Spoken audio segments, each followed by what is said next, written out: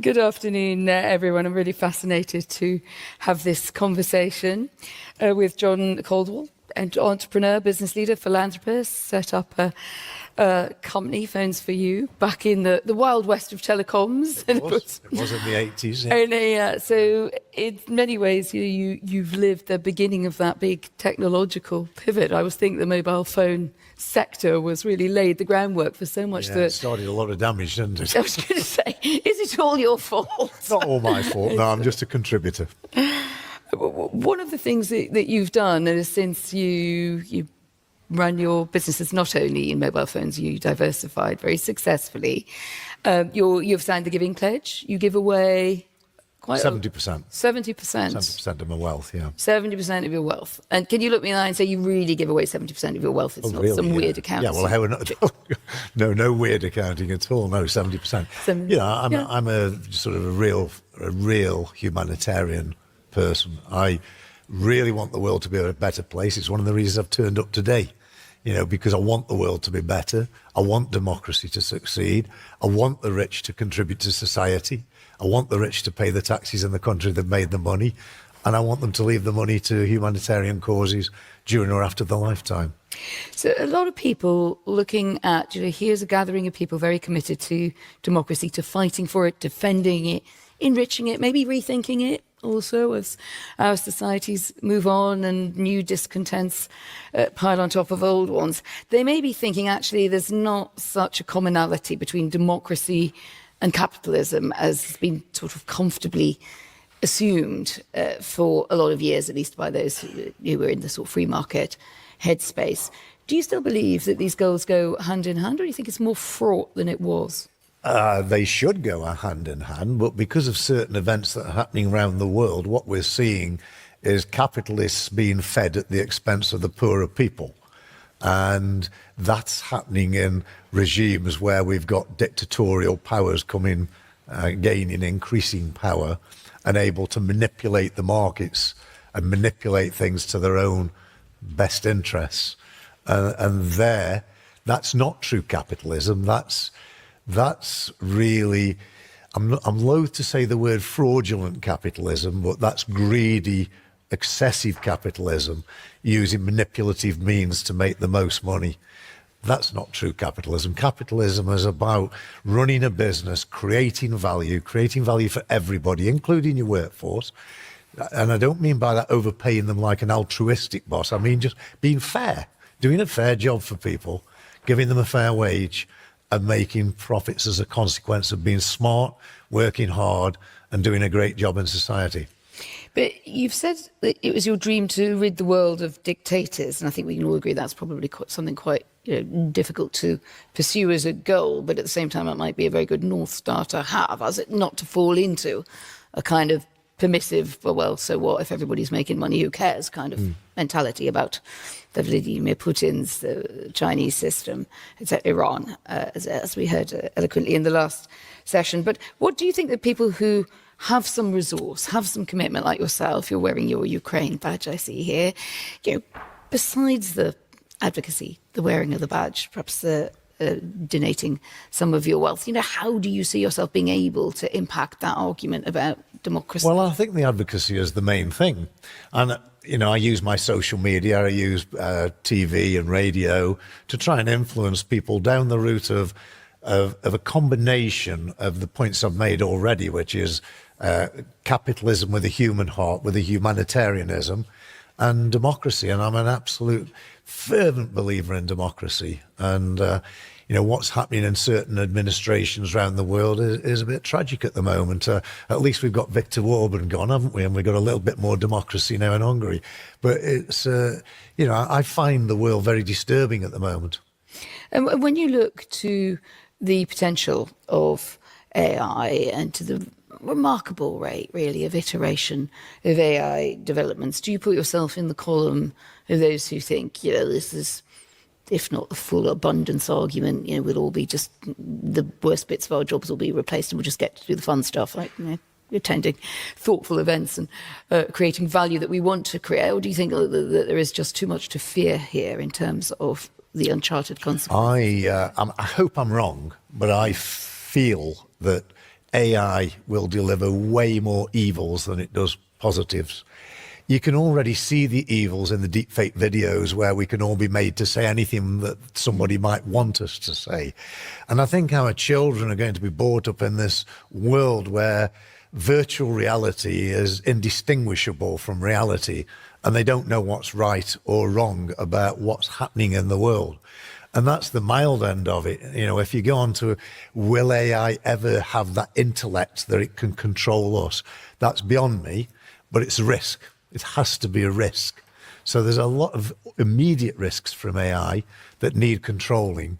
And then there's the futuristic risks that we are not able to quantify. Isn't this a sort of political challenge in some ways? Sort of generally, you've got a sort of a view of many people in the business community as they kind of want less government, you know, they want less state on their backs. In the case of AI, which is going to flow through pretty much all of our businesses, it's not, AI is not just the impact on someone else, it's the impact on any field that any of us are in this room and far beyond. So you have a kind of almost a sort of European default model that says that we've got to try to get a grip of this and get regulation in there. Then we have different views of what that should be across the Atlantic, but we're also seeing the massive Vorsprung, into German, but the advantage that America already has by investing heavily in its AI industries. I mean, this kind of Schumpeter model tells you that race between the regulators and the less regulated are probably going to go with the less regulated. And of course, that's where the worry is. The worry is there for all of us on the less regulation. But, you know, don't get me wrong on this. I do believe AI has got some phenomenal assets to bring to bear. But if you just look at unemployment around the world, in the UK where I come from, we've got massive unemployment of young people 18 to 30. And AI is going to produce a tsunami of unemployment above and beyond all of that. So there's a lot of worry about young people, especially being out of work. And, you know, there's an old expression, isn't there, that the devil makes work for idle hands. And we need to give people a reason to exist, especially young people, a reason to survive and a reason to succeed. So we've got the most enormous challenges over the next few years, partly as a result of society and the way society is going, but definitely as a result of AI. Does that make you more friendly to the ideas of things like a universal minimum wage? I mean, these are ideas which originally, I think, came a bit from the left or the more utopian end of thinking. But, you know, but AI has... I would have reversed everything. I was saying, a lot of people are beginning to think we might need something. Because as you say, we do need something. We need plumbers, we need builders, we need electricians. What we didn't need, and this is perhaps not very popular in this audience, I don't know, but what we didn't need was endless kids going to university, told it was the Holy Grail, ending up coming out with a 2-1 degree that's no good to them whatsoever, mounting of debt, and where do they go with that? I did an engineering apprenticeship. I did an HNC as well in mechanical engineering, but I'd got every skill in the engineering world. So when I finished my apprenticeship, 21, 22, I'd got a huge amount of practical skills. And we need practical skills today because the brilliant people are going to get the AI jobs. They're going to get the jobs of really creating AI efficiencies. They'll get those jobs. But what will the people do that have not got an amazing brain but might be brilliant with the hands, who've been sent to university? We really need to radically look at how society is restructured going forward. What do you think the AI economy, that's don't go to university, kids, that's just, you didn't quite mean it sweepingly as that, no? Sorry? Don't go to university, do something else. It's not don't go to university, it's do what's the right thing for you. And it isn't what we've brainwashed the kids to do, to go to university because there'll be a much better job at the end of it, because there isn't. Not necessarily the case. Talking about just AI and the economy, you've been sometimes being active, you've had some sympathies with Conservative governments in the UK, switched to being more friendly to Labour for a while. Don't know where you are on that one at the moment. I think you do. I think I do, but they don't. No. Go on then. What do you want me to talk about?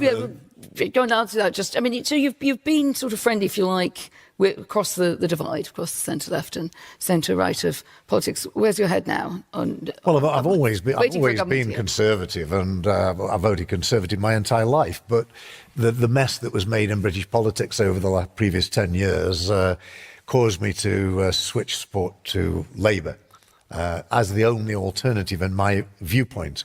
I felt Reform were a bit too right-wing, even for my capitalistic blood. So I ended up voting Labour, but I also voted Labour because I knew they were going to get in power. And if we want to talk about failures in my life, because this is a big failure, I voted for Labour to get a seat at the table. And I got at the seat at the table, and I got nowhere in influencing Rachel Reeves and Keir Starmer. Unfortunately, I got nowhere whatsoever. So that was a failure. But what did you want to influence in politics? I wanted to grow a society that brought massive inward investment in from all around the world. I'd got an absolute prototype to give them of how that would be done, and they've done none of it. And instead of doing that, what they've looked at the black hole of 50 billion and decided to tax all the businesses that are then progressively being driven offshore. And that is not the answer. I mean, you can see a problem for governments as Denmark prepares to form its government after what seems like quite a long time, but we'll get there, is that governments are finding it harder to tax labour. As you say, the labour market is changing, so they need revenue. A lot of shortfalls in public finances all across Europe. So wealth taxes do appear sometimes to be a place, you can tax the wealth, you can tax land, you can tax property. What's wrong with that? Well, they're doing it all, aren't they? They're doing all of that. But, if you look at the world, how unfair the world is, and especially in the dictatorial regimes where all the people that are close to the power at the top do brilliantly well, and the people that are lower down the food chain do disastrously badly. I mean, look at Putin. He was one of the richest guys on earth at one time. He probably still is. And the oligarchs that were all given all the Russian people's money. And we have to find a way of making society fairer. I don't have the answer to that, but people often ask me about a wealth tax. And of course I don't support a wealth tax in the UK or any other country in isolation, because you just make that country poorer in the long run. But if I would do this job, so if you want to vote for me, I would be a humanitarian global dictator, if you could have such a thing. And the first thing that I would do would be to put a 2 to 3% wealth tax on every rich person. Can you imagine how much that would transform society and the world if we were able to do that? I'm worrying about the collection mechanism here. Well, forget that. Just the practicality to getting me to be global dictators. I'm coming to your yacht first. You're not going to achieve that anyway. But the society could be transformed, but you can't do it by taking one country in isolation and damaging the wealthy people so that they all want to go to Dubai, to Milan, to Monaco. It just doesn't work. We'll have several younger people, entrepreneurs in the audience today, or people thinking about their futures and maybe sort of stimulated by your thoughts on what's useful for them to think about when they think about their higher education and their path. But I'm just really interested, and I'm afraid it's going to be in the closing thoughts, kind of haiku style. Well, to get into a situation in a headspace that makes you a successful entrepreneur, whether it's you way back in the telecoms boom or writing it and making that happen, or you're in the world, a more complex world in many ways, some fundamental things apply. Some people are going to be successful in business, entrepreneurship. What do you need? Oh, you need masses of resilience, commercial intellect, passion, leadership. You need all the qualities that enable you to take a business and grow it from nothing into a huge empire that creates lots and lots of jobs and that has sustainability. Doesn't sound that easy. It's not that easy, no. But every person can aspire to be the very best that they can be. They might not get to be a billionaire or even a millionaire, but they can be a better version of themselves by exercising those qualities. Thank you very much, John Caudwell. Thanks for joining me. Thank you all. Life advice, everyone. Thank you, John. Thank you.